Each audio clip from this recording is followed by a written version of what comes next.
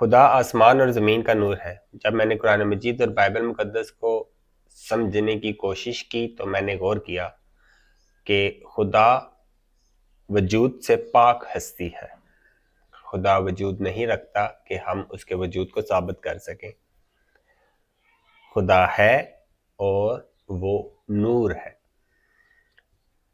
مثال کے طور پر جب موسیٰ علیہ السلام نے خدا سے عرض کی کہ میں آپ کو دیکھنا چاہتا ہوں، تو خدا نے حکم ارشاد فرمایا کہ تم مجھے ہرگز نہ دیکھ سکو گے،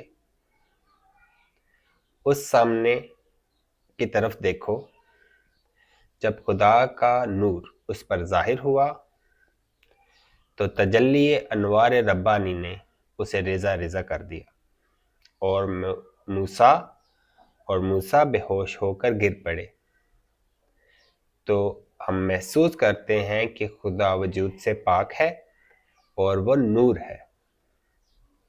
اس کے علاوہ قرآن مجید کی تعلیمات کے مطابق خدا نے ابلیس کے ساتھ جو معاہدہ کیا ہوا ہے اس میں شامل ہے کہ خدا ابلیس کو موقع دے گا، لہٰذا اگر خدا سامنے آ جائے تو تمام ایتھیس ہم سے زیادہ ایمان والے ہو جائیں، یہ میں دعوے سے کہہ سکتا ہوں، اور لوگ بجائے خود روٹی کھانے کے اپنا سارا کھانا دوسروں کو دے دیں گے۔